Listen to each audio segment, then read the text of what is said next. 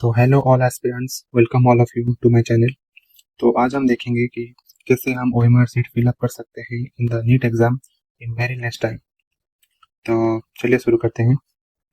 तो हमारा ये जो ओएमआर सीट है उसे अच्छे से और करेक्टली फिल अप करने का बहुत बड़ा इम्पोर्टेंस है। यदि आपने बाई चांस ओएमआर फिल करते टाइम कोई एक गलती कर दी, वो भी नीट एग्जाम के अंदर, तो आपका बैकअप द माइंड ये चलता रहेगा कि मेरा एक मिस्टेक हो गया ओएमआर सीट में।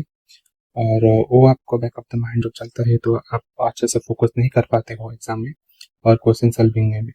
तो वहाँ पर आपसे फिर से कोई मिस्टेक हो सकता है क्वेश्चन सॉल्व करते टाइम। इसलिए हम चाहेंगे कि अच्छे से हम ओएमआर सीट हमारा फिलअप कर सकें। ओके, चलिए शुरू करते हैं रोल नंबर से। तो यहाँ पर जो रोल नंबर है, तो वो हमें जब हमारा एडमिट कार्ड रिलीज होगा नीट एग्जाम से पहले, तो हमें पता चल जाएगा। तो हम मान लेते हैं एक रोल नंबर, जैसे कि होगा 0, 1, 2, 3, 4, 5, 6, 7, 8, 9। 9 डिजिट का हमारा जो रोल नंबर होगा, तो उसे कैसे फिल करेंगे? पहले क्या करेंगे कि हमारा जो रोल नंबर है उसे हम इस बॉक्स में लिख लेंगे। उसके बाद क्या करेंगे, जैसे कि हमारा पहला डिजिट है 0, तो ये बॉक्स के नीचे वाला 0 ढूंढेंगे। यहाँ पर 0, यहाँ पर 1, यहाँ पर 2, यहाँ पर 3, यहाँ पे 4, यहाँ पे 5, यहाँ पे 6, यहाँ पे 7, यहाँ पे 8 और आखिरी वाला 9। तो ऐसे हम पहले डॉट कर देंगे वो सर्कल के अंदर। उसके बाद हम उसे बबल करेंगे। तो यहाँ पर मेजरली बच्चे क्या करते हैं कि अंदर से बाहर बबल करते हैं। मान लीजिए ऐसे करते हैं। तो ऐसे करते टाइम कुछ बच्चों का क्या होता है कि बबल करते टाइम ये वाला बाहर चला जाता है, तो वो वहाँ पर प्रॉब्लम थोड़ा हो सकता है। और जिन बच्चों का अच्छे से हो पा रहा है तो कोई बात नहीं, जिनका वो इशू आ रहा है तो आप क्या कर सकते हैं कि पहले बबल करने टाइम यहाँ पर सर्कल मार देंगे। उसके बाद यहाँ पर बबल कर सकते हैं, सर्कल एंड बबल। ओके, ऐसा कर सकते हैं तो ज़्यादा इफेक्टिव होगा आपके लिए। ये वाला हमारा पोर्शन हो गया, कैसे हमें रोल नंबर फिलअप करना है और उसके बाद इसे बबल करना है। तो ऐसे करने से क्या होगा कि देखिए, जैसे आपने पहले यहाँ पर 0 लिखा, ऐसे आपने पहले देख कर एडमिट कार्ड से अपना रोल नंबर यहाँ पे लिख लिया। उसके बाद 0 के अंडर 1, ऐसे 2, ऐसे 3, ऐसे 4, ऐसे 5, ऐसे 6, 7, 8 और 9, ऐसे हम नीचे के नीचे अगर डॉट कर देंगे, डॉट मारने के बाद अगर उसके बाद हम इसे बबल करेंगे तो यहाँ पर ये ज़्यादा आसान होगा, क्योंकि हमें पता है कौन कौन सा बबल करने हैं। तो वहाँ पर ज़्यादा दिमाग नहीं लगाना पड़ेगा आपको, कि गलती होने का चांसेस बहुत ज़्यादा कम हो जाता है यहाँ पर। ओके, तो आपको पता चल गया कैसे बबल करना है रोल नंबर को। एंड देन सेम विथ हमारा यहाँ पर टेस्ट बुकलेट नंबर जो है, इसके साथ भी वही सीन है। तो कई बच्चों का टेस्ट बुकलेट नंबर मिलता नहीं, या फिर वो गलत फिल कर देते हैं। इसीलिए वो कहाँ पर मिलेगा मैं आपको बताता हूँ। जब आप एग्जाम देने जाएंगे वहाँ पर जो आपको क्वेश्चन बुकलेट मिलेगा, तो उसी में यहाँ टेस्ट बुकलेट नंबर लिखा होगा। ओके, अगर बाई चांस आपको नहीं मिलता या आपके मन में कोई डाउट होगा, तो वहाँ पर जो इन्विजिलेटर होंगे एग्जाम में आपके रूम में, तो आप उनसे पूछ सकते हैं, वो आपको बता देंगे। उसके बाद आप नॉर्मली यहाँ पर मान लेते हैं एक नंबर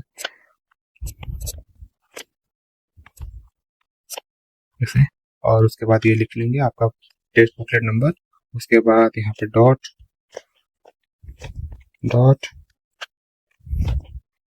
डॉट मार देंगे। उसके बाद बबल कर देना चालू कर देंगे।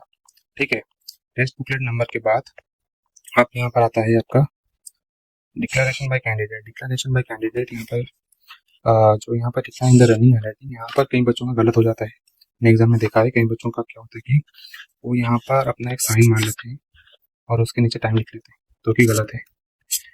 और कई बच्चे क्या करते हैं, कैपिटल लेटर में आपका नाम लिख लेते हैं, तो जो वो भी गलत है। तो हमें कैसे लिखना है यहाँ पर रनिंग हैंडराइटिंग, मतलब जैसे हम नॉर्मली एक नाम लिखते हैं, जैसे मान लीजिए एक नाम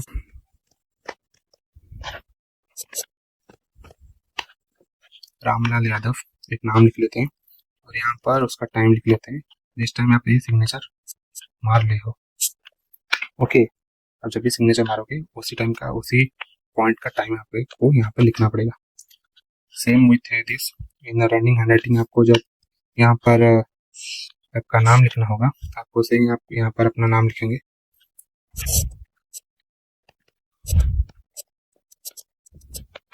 यादव, सेम विथ एंड आपको यहाँ पर मदर्स नेम भी रनिंग हैंडराइटिंग में लिखना होगा, फादर्स नेम को भी आपने रनिंग हैंडराइटिंग में लिखना होगा।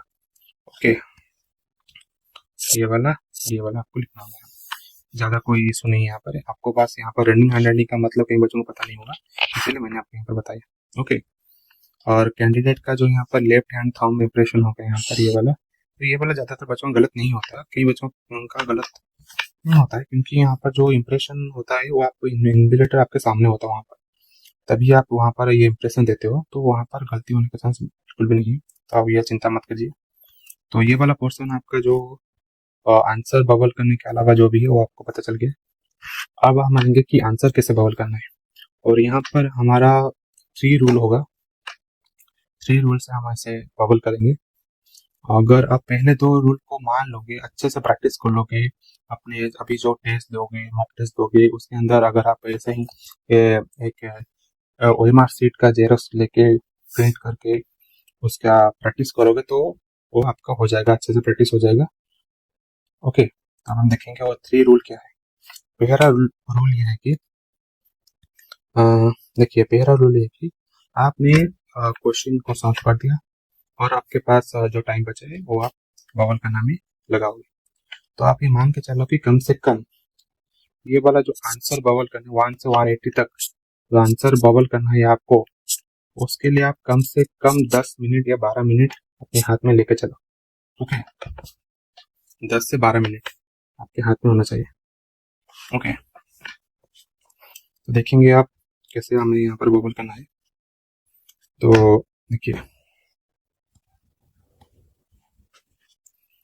तो ये वाला जो हम मान लेते हैं, हमारा पहला 5 क्वेश्चन का आंसर हमारा आया है 1 2 4 3 2।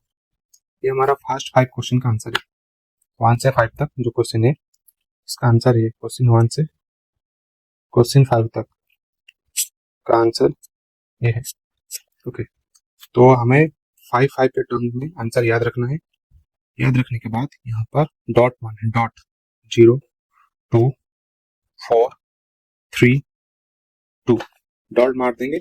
ऐसा आप करते करते 180 क्वेश्चन को डॉट मारोगे, उसके बाद आप बबल कर सकते हो, या आपको चाहे तो फिजिक्स का सिर्फ डॉट करो, उसके बाद बबल करो, उसके बाद केमिस्ट्री का डॉट बबल, देन बायोलॉजी का डॉट करो, बबल करो। ओके, आपको मिनिमम 5 क्वेश्चन को याद रखना है, आंसर याद रखने है, उसके बाद यहाँ पर डॉट मारना है, उसके बाद बबल करना है। तो बबल कैसे करना है आपको मैंने बताया था, पहले सर्कल मारो, उसके बाद उसे फिल करो, circle fill circle fill. Okay, तो ऐसे 5 को याद रखने से क्या होगा कि आपका जो गलत होने का चांस है वो बहुत कम हो जाएगा। ओके, तो आपको पता है आपने 1 से स्टार्ट किया तो 5 पे ही एंड होगी, तो उससे ना ज़्यादा उससे कम, और 6 से उसके बाद स्टार्ट करोगे तो आपको 10 में ख़त्म होगा आपका। ओके, तो यहाँ पर ज़्यादा आपका गलत नहीं होगा। ठीक है, तो अभी हम देखेंगे कि ये वाला हमारा रूल नंबर 1 है। Okay, rule 1। तो फिर उसके बाद रूल 2 है। रूल 2 ये है कि ओके, मान लीजिए ये जो 5 क्वेश्चन है उनमें से मान लो हमें एक क्वेश्चन का आंसर यहाँ पर नहीं आता है, तो आप क्या करोगे, यहाँ पर नहीं आता है तो यहाँ पर आप लोग को ये वाला आंसर नहीं आता है, तो यहाँ पर आप आजिम कर सकते हैं नंबर 0। 0 करने से क्या हुआ कि आपका 5 डिजिट भी कंप्लीट हो जाएगा यहाँ पर, तो आपको याद रखना है 1 2 4 0 2। तो इसे आप फिर कैसे करोगे, देखो 1 2 इसे फिल करोगे, देखो 1 2 4 0 0 नहीं है, मतलब नहीं आता है, उसके बाद 2। ओके, तो ऐसे करते करते आप फील कर सकते हो, तो यहाँ पर गलती नहीं होगा आपसे। ओके, तो हमारा ये हो गया सेकंड रूल। और थर्ड रूल बहुत ही इंपॉर्टेंट है। अगर आप पहले 2 रूल को अच्छे से प्रैक्टिस करोगे अपने टेस्ट मॉक टेस्ट के टाइम, तो आपको थर्ड रूल को यूज करने की जरूरत नहीं पड़ेगी, इन केस बहुत ही हार्श कंडीशन को फेस करना पड़े। ओके, तो यहाँ पर रूल नंबर 3 ये है कि अगर मान लो आपने यहाँ पर जो 5th नंबर क्वेश्चन है, यहाँ पर आपने आंसर 2 है, आपने यहाँ पर 2 मार्क करते टाइम आपसे कोई गलती हो गया, आप 2 के जगह 1 पे मार्क कर दिए, तो आपको पता चल जाएगा आपने 1 मार्क कर दिया है। ओके, तो उस टाइम आप क्या करोगे कि यहाँ पर तो -1 हो जाएगा, आपने जितने भी सही आंसर किए होंगे उसमें से -1, या फिर आप बोल सकते हैं कि -5 हो जाएगा, टोटल 720 से -5 हो जाएगा। ओके, तो यहाँ पर बचने से आप बचने के लिए आप ये कर सकते हो कि यहाँ पर जो और एक हो तो आपको बबल कर देना है। ओके, 1 और 2 दोनों को बबल कर देना है। करने से क्या है, ये जो क्वेश्चन है ये वैलिड नहीं माना जाएगा, ये इनवैलिड हो जाएगा आपका आंसर, तो यहाँ पर आपका कोई भी मार्क नहीं कटेगा। ओके, तो ये तो दुख होगा क्योंकि एक बार कि आपने एक सही आंसर को गलत मार्क कर दिया, तो कोई बात नहीं, पर आपको मार्क भी नहीं कट रहा है तो आप वहाँ पर बच सके। तो आप अगर ये पहला 2 रूल को आप अच्छे से फॉलो करोगे, 5 आंसर को याद रखो, उसके बाद उसे रूल 2 में अगर कोई आंसर नहीं है तो उसे 0 एज्यूम करके अगर आप फील करते हो ना, तो आपको ये वाला थर्ड रूल में यूज नहीं करना पड़ेगा। मैं नहीं चाहता कोई बच्चा ये थर्ड रूल यूज करे, क्योंकि जब क्वेश्चन गलत हो जाता है बहुत दुख लगता है। तो okay guys, this is for today. Hope you like this video. If you like, share and comment. Thank you.